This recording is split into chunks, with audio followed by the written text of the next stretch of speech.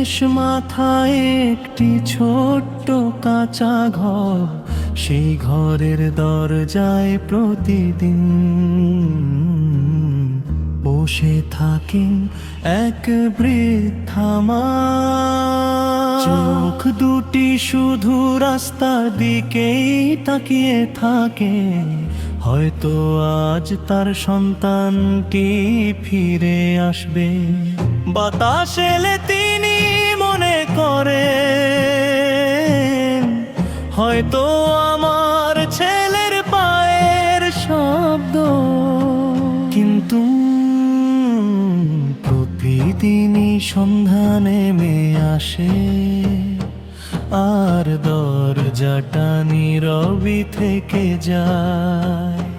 যখন ছেলেটি ছোট ছিল, মা নিজের মুখের খাবার সন্তানের মুখে তুলে দিতে, নিজে পুরনো কাপড় পরে ছেলের জন্য নতুন জামা কিনতেন। রাত জেগে জ্বরের কপালে পানি রাখতেন, আর বলতেন, হে আল্লাহ আমার ছেলেকে ভালো রেখো। সময় বদলালো, ছেলেটি শহরে চলে গেল। প্রথম প্রতিদিন ফোন করতো, তারপর প্রতি সপ্তাহে, তারপর প্রতি মাসে। একদিন ফোনটাও বন্ধ হয়ে গেল। প্রতিদিন বিকেলে মা দরজার সামনে বসে থাকতেন। কেউ রাস্তা দিয়ে গেলে মুখ তুলে তাকাতেন, আবার মাথা নিচু করতেন।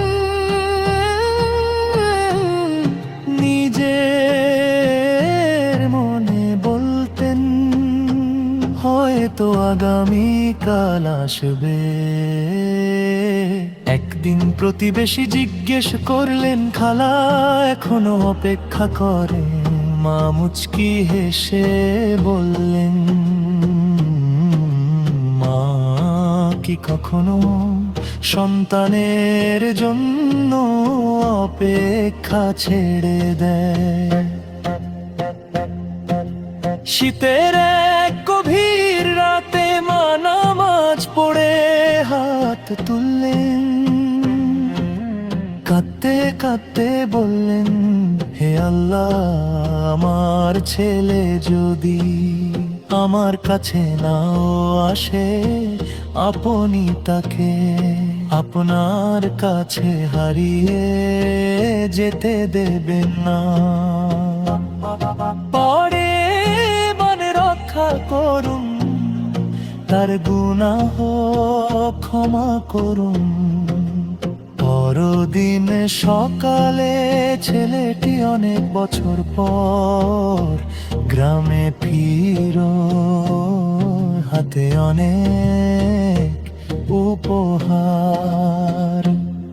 মনের ভেতর অনেক স্বপ্ন, সে ভাবলো আজ মাকে জড়িয়ে ধরবে। কিন্তু ঘরের সামনে অনেক মানুষ, দরজার পাশে একটি সাদা কাফন। মায়ের মুখে অদ্ভুত প্রশান্তির হাসি, ছেলেটির হাত থেকে সব উপহার মাটিতে পড়ে গেল। সে কাঁদতে কাঁদতে বলল, আমি দেরি করে ফেলেছি। মায়ের বালিশের নিচে একটি ছোট্ট কাগজ পাওয়া গেল, তাতে লেখা, বাবা তুই যদি কোনোদিন ফিরে আসিস, আমি হয়তো থাকবো না। আমার জন্য কেঁদে সময় নষ্ট করিস না। শুধু পাঁচ ওয়াক্ত নামাজ পড়িস, মানুষকে কষ্ট দিস না। আমার কবরের পাশে আড়িয়ে একবার সূরা ফাতিহা পড়ে দোয়া করিস, সেটাই হবে আমার জন্য সবচেয়ে বড় উপহার। বন্ধু, পৃথিবীর সবচেয়ে মূল্যবান মানুষগুলো চলে যাওয়ার পর তাদের মূল্য বোঝা নয়, তারা বেঁচে থাকতে তাদের ভালোবাসা।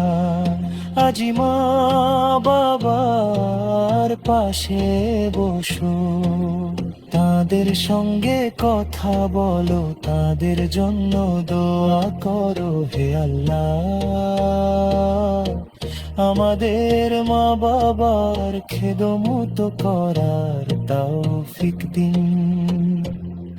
যারা ইন্তেকাল করেছেন